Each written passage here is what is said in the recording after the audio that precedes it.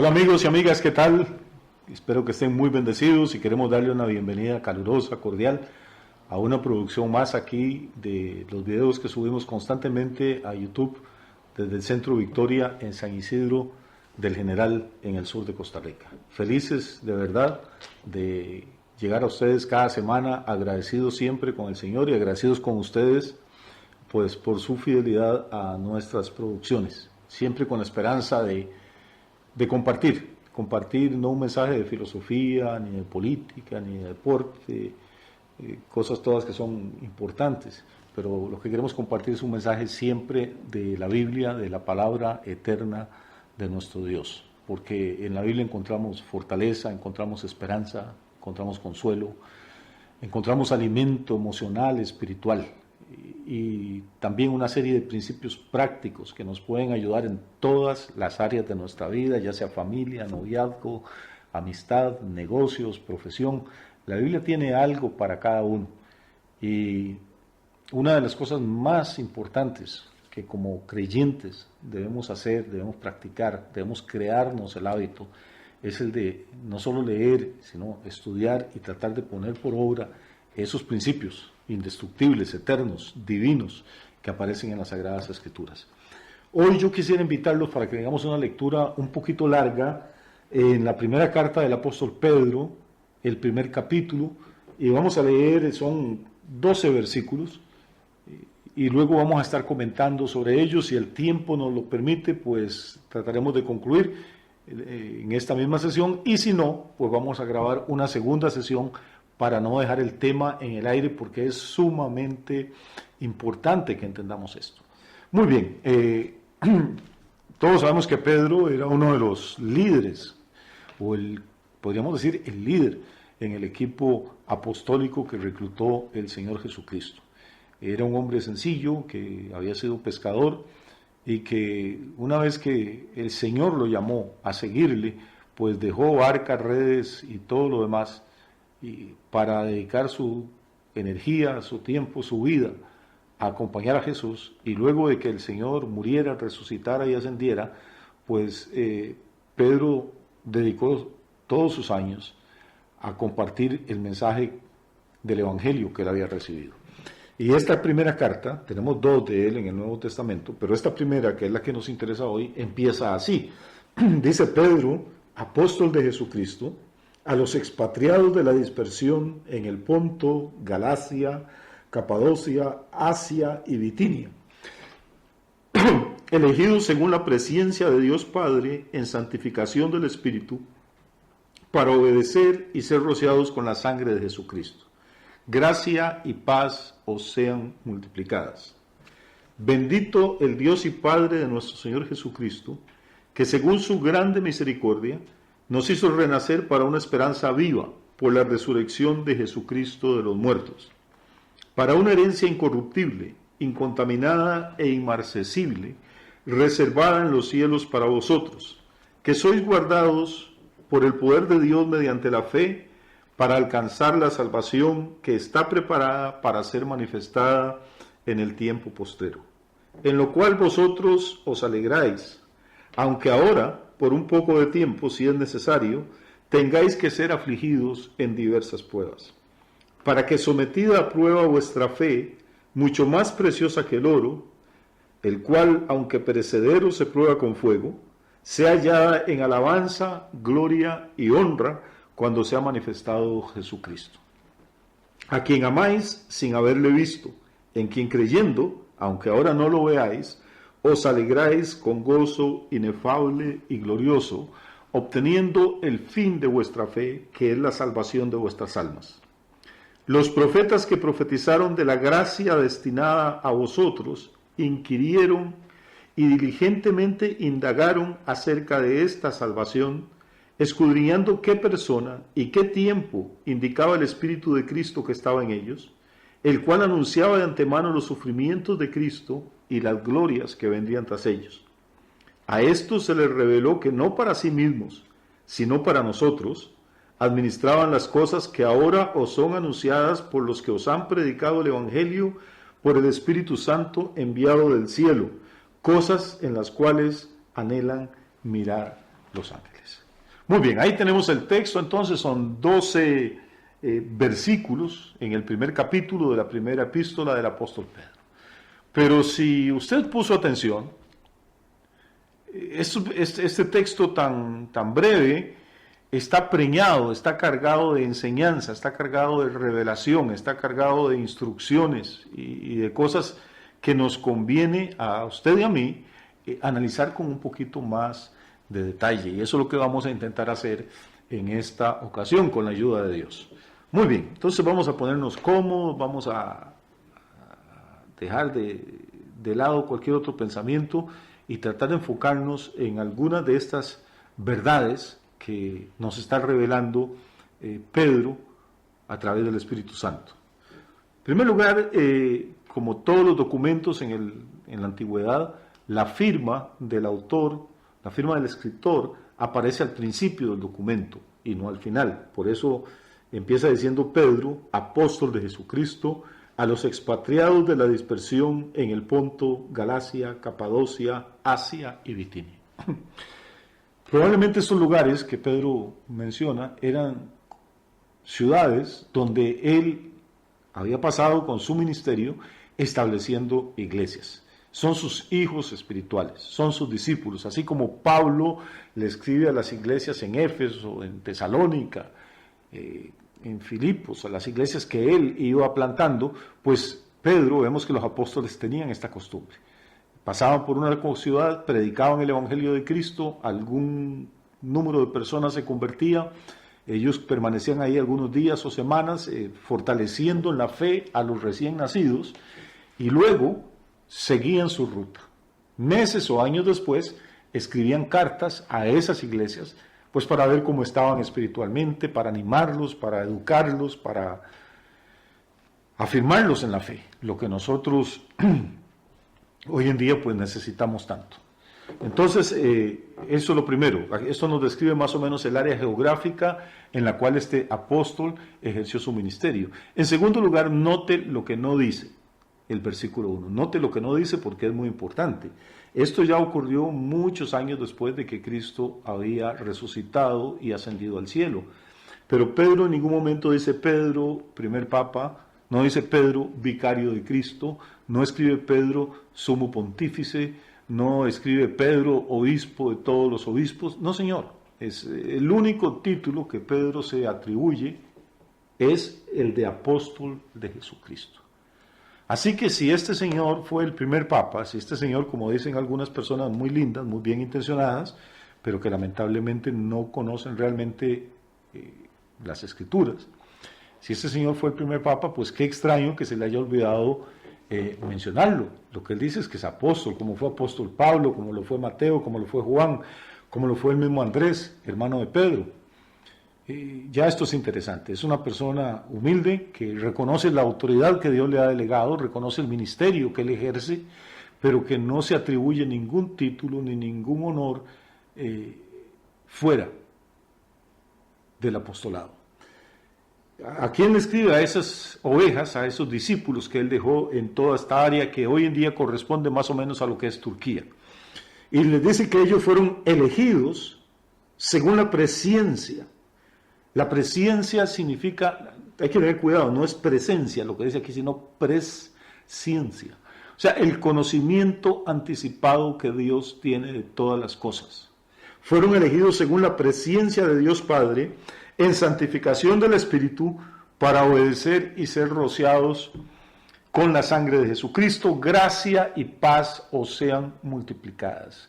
Vamos ahora al versículo segundo, porque repito, es que cada versículo en este pasaje es espeso, tiene sustancia, es alimento sólido. Estamos apenas en la salutación, estamos apenas en la introducción a la carta, pero ya Pedro nos está enseñando ya varias cosas. Nos está diciendo qué no es él y qué sí es. No es el primer papa, no es el sumo pontífice, pero es un apóstol de Jesucristo. Nos está diciendo en qué regiones, en qué zonas geográficas ejerció su ministerio y plantó iglesias. Nos está diciendo, además, nos está introduciendo a una doctrina que es la presciencia de Dios, un Dios que tiene conocimiento anticipado de todas las cosas. que no importa los años que usted anduvo en ignorancia, en rebelión, en pecado, el Señor sabía que eso iba a suceder, su presciencia.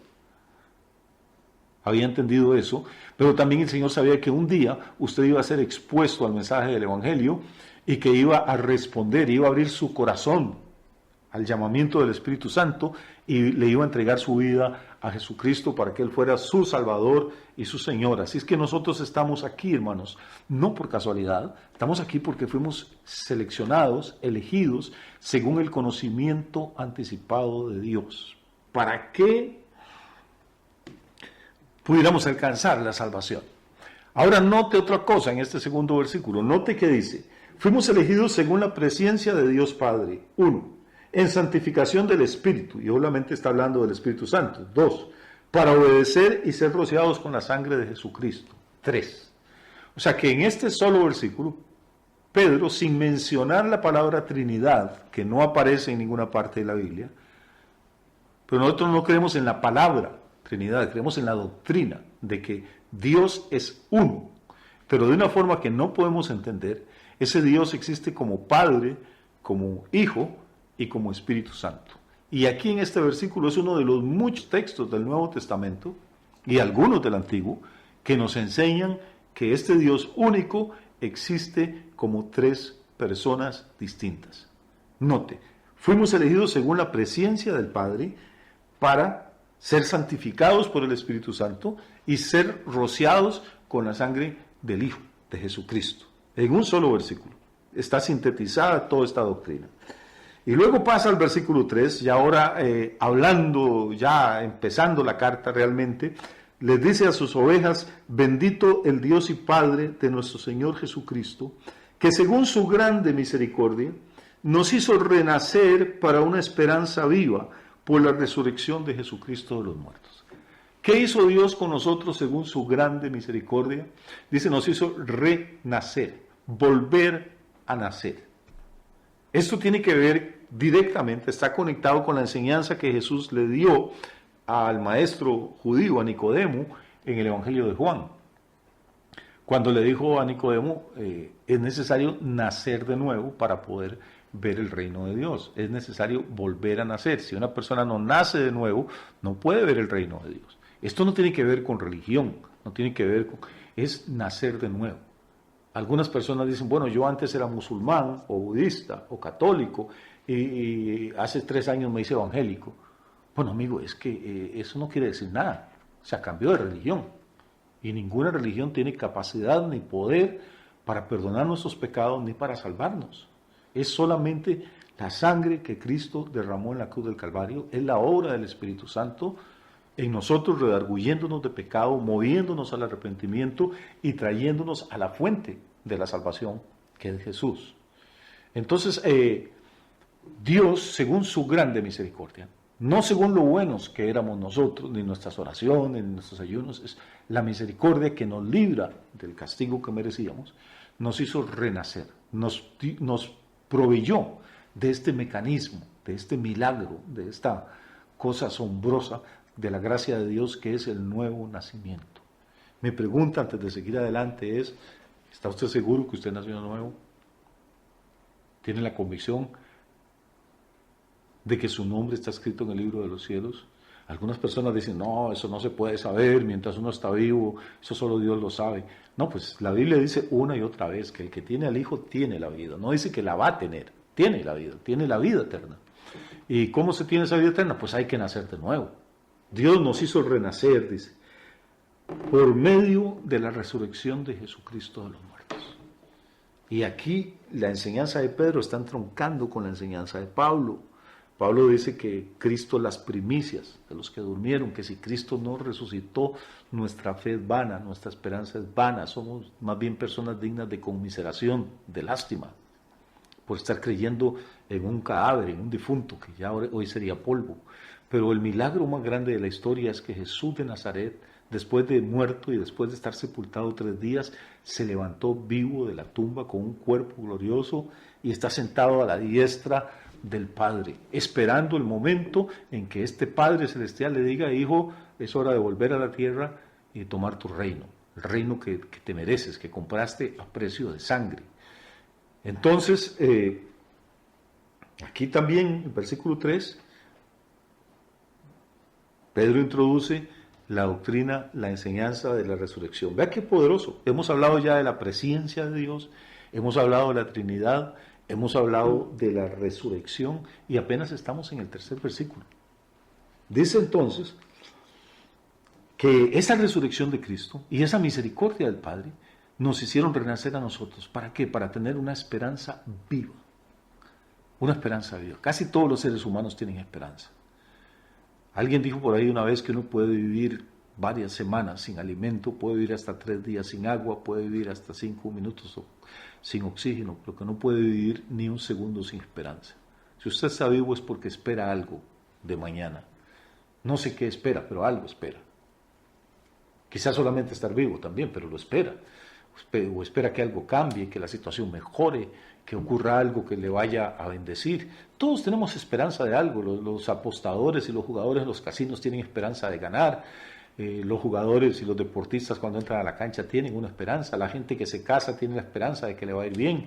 Cuando nacen nuestros hijos tenemos la esperanza de que van a ser mujeres y hombres de bien. Todos tenemos esperanza en algo, pero cuando usted es creyente tiene una esperanza viva, una esperanza que no lo va a defraudar, una esperanza que nunca va a dejar de ser, porque esa esperanza no está basada en expectativas o especulaciones humanas, sino que está basada en un hecho histórico, real. Jesucristo, el Hijo de Dios, se levantó de los muertos y vive para siempre. Y como Él vive, nuestra esperanza es viva. ¿Y en qué consiste realmente esta esperanza de la que está hablando el apóstol Pedro o de la que está escribiendo? Vamos a ir al versículo 4. Versículo 4 dice que entonces esta esperanza es la de que tenemos una herencia incorruptible, incontaminada e inmarcesible que está reservada en los cielos para nosotros. Note que en castellano hay 3 adjetivos que utiliza Pedro para describir cómo es esta herencia que tenemos. También aquí está conectando, porque toda la escritura se interpreta a sí misma y se apoya una con otra. También aquí Pedro está conectando con el apóstol Pablo. Pablo habla de que somos coherederos con Cristo. Coherederos, o sea que tenemos derecho a una herencia junto con Jesús. Y esta herencia, Pedro hila un poquito más delgado y da 3 calificativos para nuestra heredad. Dice que esta herencia es una herencia incorruptible, incontaminada e inmarcesible. ¿Qué quiere decir incorruptible? Quiere decir, bueno, que no va a dejar de ser nunca, que no le afecta el tiempo, ni la enfermedad, ni las crisis económicas. Tenemos una herencia que no es afectada por ninguna de las circunstancias que atacan, por ejemplo, a las herencias humanas. A usted le dejan su padre una finca como herencia y se le pueden meter precaristas, le dejan una casa y puede haber un incendio o un terremoto y la casa es destruida, le pueden dejar una fortuna y puede haber una inflación de pronto y todo el dinero que usted tenía en el banco pierde su valor. Pero la herencia que tenemos a través del sacrificio de Cristo es una herencia entonces incorruptible, nunca va a desmerecer. Y luego dice que esta herencia es incontaminada, nadie la puede tocar, nada que sea impuro, nada que sea profano, la puede tocar nunca. Es una herencia que no solo no es afectada por los vaivenes del tiempo y las circunstancias, sino que nadie puede meterle mano, es suya. Y además, esta herencia dice es inmarcesible. Esta es una palabra muy poco utilizada en el idioma español, pero inmarcesible significa algo que no se puede marchitar, que va a estar fresca siempre, que va a ser hermosa siempre, que lo va a bendecir por toda la eternidad. Esa es la clase de herencia que usted adquiere cuando le entrega su vida al Señor Jesucristo y le sirve a Él como su Señor, como su Rey, como su amo. Entonces, Dios está usando a Pedro aquí como para abrirnos el apetito espiritual a nosotros, para hacernos meditar, para hacernos comparar todo eso que está guardado para nosotros con los vaivenes y los afanes de la vida presente. Corremos, estudiamos, trabajamos, nos casamos, hacemos familia, hacemos sacrificios por algo que no va a durar más de 50 o 60 años. Si nos ocupáramos, por lo menos así, de estudiar, prepararnos, servir para el disfrute de esta herencia eterna, nuestras vidas cambiarían muchísimo. Muy bien, ¿qué más sabemos de esta herencia de la que habla el apóstol? En el versículo 5 dice que está, en el versículo 4 al final, dice que está reservada en los cielos para vosotros. Está reservada. Esto es un concepto que quizá en la época de Pedro tal vez no tenía mucho sentido, pero en la nuestra sí tiene. Si usted quiere ir a un restaurante de primera categoría, si quiere ir a un buen hotel, no puede simplemente presentarse con su hambre o con sus maletas a la puerta y decir, aquí vengo. No, debe llamar antes, o debe digitar y escribir y hacer una reserva en línea, pero tiene que garantizarse que cuando usted llega hay un espacio, hay una mesa con su nombre o con su apellido, hay una habitación reservada con sus datos, que dice aquí fulano de tal va a ingresar tal día al hotel o va a llegar a tal hora al restaurante, va a cenar de tal hora a tal hora, porque si no, no lo van a recibir. Puede que el hotel esté abarrotado, puede que el restaurante esté lleno, puede que ese día no estén dando servicio, que estén en alguna remodelación, que tengan cualquier otro tipo de actividad. Pero amigo, amiga, lo interesante de esta herencia incontaminada, incorruptible e inmarcesible que tenemos, es que está reservada en los cielos, que tiene su nombre. Hay un lugar, hay un sitio en la eternidad, un sitio que Jesús se fue a preparar hace ya 2000 años, que tiene su nombre y su apellido. Nadie se puede sentar ahí, nadie puede disponer de esto que Dios destinó desde antes de la fundación del mundo para nosotros. Nadie puede hacerlo porque está reservado, está guardado para usted y para mí. Dice, está reservada en los cielos para vosotros. ¿Qué le parece? ¿No cree que vale la pena realmente ser fiel a Dios? ¿No cree que vale la pena dedicar más tiempo a las cosas del Señor, al estudio de la palabra, a congregarnos, a testificarle de Cristo a otras personas, a invertir más fuerza, más talento, más recursos en el reino de Dios, sabiendo que tenemos esto? No sé si a ustedes, pero a mí se me hace agua la boca. ¿Qué será? ¿Qué será eso que el Señor fue a preparar para nosotros? ¿Qué será eso que tiene 2000 años de mantenerlo ocupado? ¿Qué clase de gloria, qué clase de majestad habrá en esos lugares, en esas múltiples casas del Padre de la cual el Señor Jesucristo habló? Y saber que uno de esos lugares, que no tenemos idea cómo será, porque no me puedo imaginar la habitación de un hotel, estamos hablando de hacer las cosas en una escala monumental. ¿Qué será lo que Dios tiene para usted? ¿Qué será lo que hay allá en la eternidad que tiene su nombre? ¿Qué dice Teresa Sánchez o Carlos Rodríguez o Juan Fernández o su nombre y su apellido? Pero está ahí, es suyo. Si eso no nos hace palpitar el corazón, yo pienso que es que todavía no hemos conectado realmente con el propósito divino para nosotros. Pero yo espero en Dios que mientras usted está oyendo esto, el Espíritu Santo le anime, le levante el ánimo. Porque también no podemos ser escapistas, no podemos vivir de ilusiones. Todavía no estamos allá, estamos en el mundo. Y en el mundo hay aflicción, hay dificultades. Y tal vez usted como yo tiene que pasar momentos amargos y ratos difíciles y situaciones dolorosas de vez en cuando. Pero no dejemos que eso cargue nuestro corazón. Le hacemos frente a la realidad, tratamos de resolver los problemas con la ayuda de Dios, pero también entendemos que esta tierra no es nuestro destino final. Esto es una estación nada más en la ruta y que realmente nuestro destino está guardado para nosotros y nadie lo puede alterar. ¿Cómo sabemos esto? Porque el versículo 5,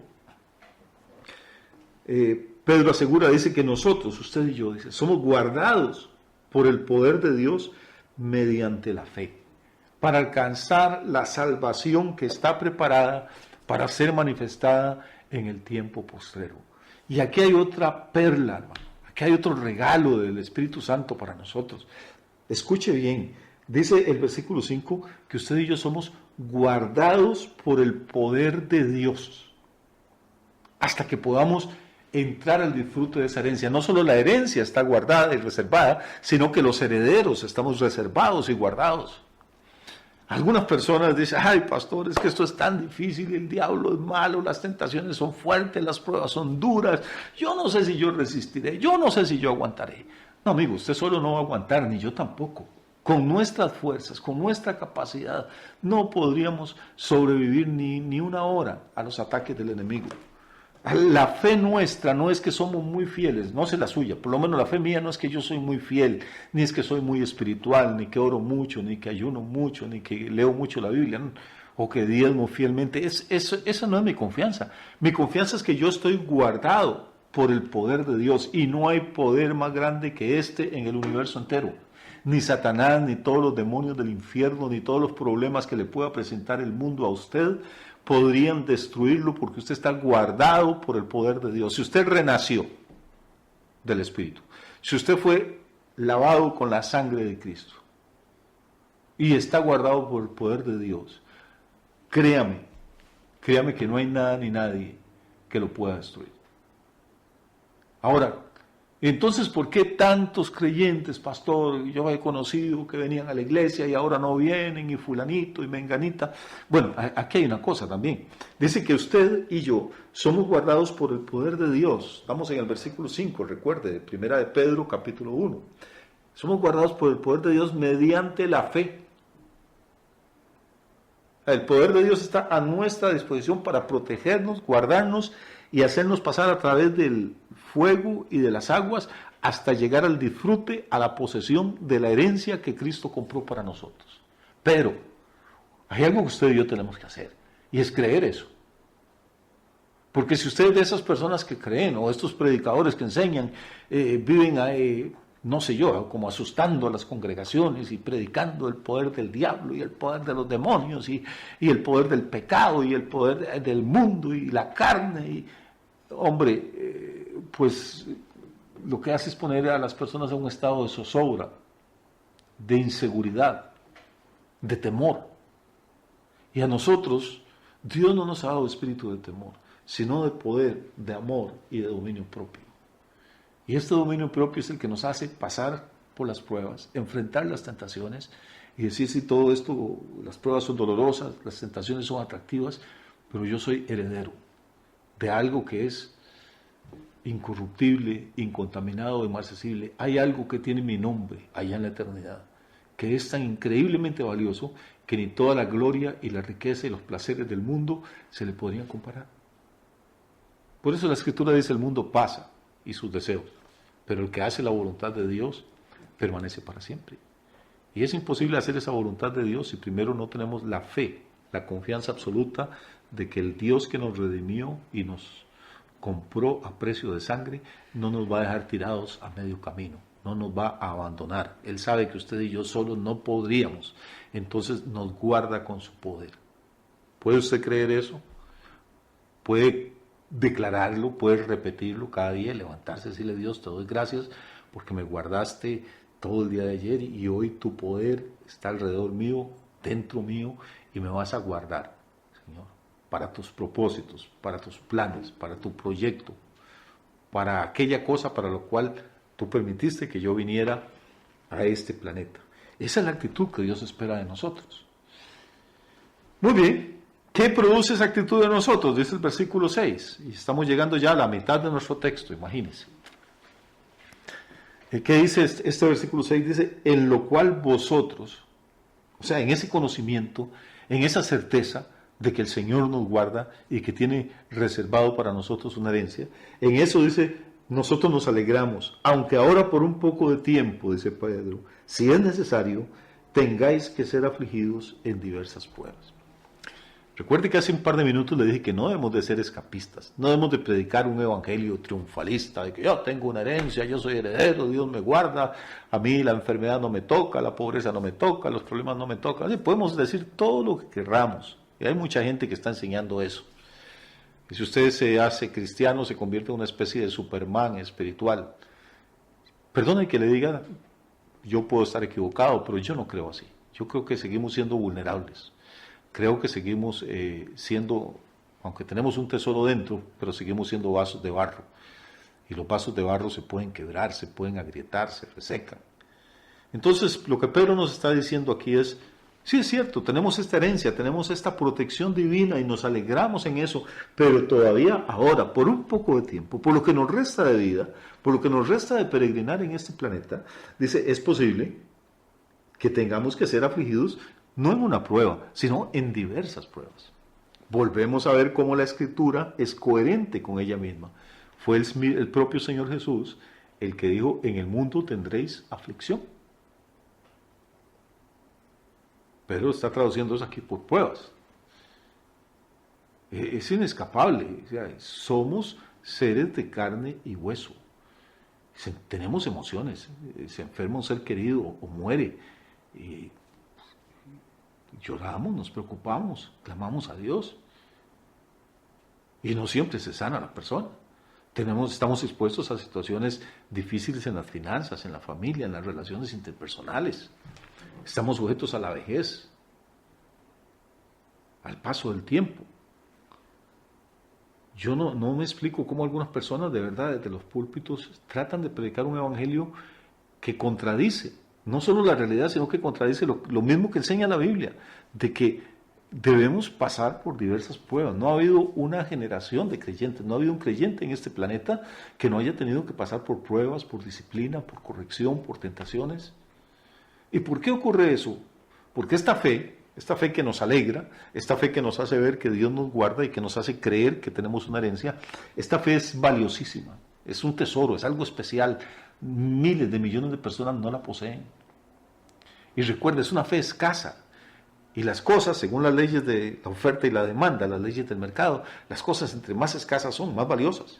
Por eso es que Pedro dice en el versículo 7, para que sometida a prueba vuestra fe, mucho más preciosa que el oro, el cual aunque perecedero se prueba con fuego, se halla en alabanza, gloria y honra cuando se ha manifestado Jesucristo. Quiere decir que usted tiene un tesoro dentro de usted. Repito, lo tiene en vasos de barro porque somos frágiles, porque somos débiles, porque somos mortales, pero tiene un tesoro. Y ese tesoro es más valioso que el oro, dice Pedro. Pero ¿qué es lo que pasa? Si usted no conoce de metales preciosos, pues le van a vender cualquier cosa por oro. Hace unos 150 años, la fiebre del oro en California, mucha gente le vendían terrenos donde había un mineral ferroso, tiene átomos de hierro, que se llama pirita. Y yo lo he tenido en mis manos, creo que en la casa debo tener todavía algunas piezas de pirita. Pues la pirita también es conocida como el oro de los tontos. ¿Por qué? Porque brilla, porque tiene un peso parecido, pero no es oro, no tiene ningún valor, excepto como curiosidad. ¿Y qué hacen con el oro? Porque también lo mezclan, hacen aleaciones con otros químicos para darle más peso y vendérselo como si fuera oro puro. ¿Qué hacen los joyeros? ¿Qué hacen los expertos? Pues lo someten a la prueba del fuego. El fuego le quita la escoria, le quita lo que realmente no es oro, y el oro queda puro, queda limpio, queda brillante. Pues ese es el propósito de las pruebas. No es porque Dios es sádico, no es porque Dios se goza en vernos sufriendo, ni preocupados, ni acongojados. No, hermano. Es que nuestra fe es sumamente valiosa. Y las pruebas van a demostrar si nuestra fe es genuina, si es real, si es una fe en la palabra revelada de Dios o es una fe en que las circunstancias estaban bien, todo iba bien en la familia, yo tenía dinero, tenía trabajo, tenía salud, vamos a ver, tenía mi casa, tenía mi automóvil, entonces era muy fácil, iba a la iglesia y alzaba las manos y cantaba y decía que tenía fe. Pero luego resulta que por una u otra circunstancia pierdo mi trabajo, me veo en problemas para pagar la casa, de pronto me enfermo, tengo una crisis económica y entonces me desanimo, me deprimo y ya no quiero volver a la iglesia porque siento que el Señor me falló. No, entonces lo que tenías no era fe.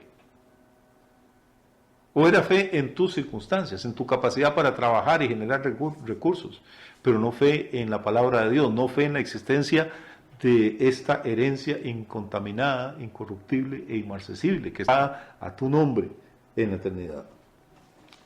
¿Y qué va a pasar después de que hayamos sobrevivido a esos periodos de prueba, de angustia, de dolor, de depresión? Lo que va a ocurrir es que se va a demostrar que lo que había dentro de nosotros no era pirita, no era el oro de los tontos, sino era el oro de los sabios, el oro de los que habían puesto su confianza en la palabra eterna de Dios. Y esto, dice Pedro, va a producir alabanza, gloria y honra cuando se manifieste Jesucristo, cuando regrese a la tierra por segunda vez en poder y autoridad. Él va a exhibir a sus santos, va a exhibir a su esposa, va a exhibir delante de los ángeles y de todo el universo a estos hombres y mujeres, a estos herederos que se sobrepusieron a la angustia, a la tristeza, a la depresión, a los ataques del enemigo, a la crítica, a la incomprensión, a las traiciones, a la ingratitud, y que a pesar de eso permanecieron aferrados a la palabra eterna que él había hablado, permanecieron aferrados a las promesas de Dios.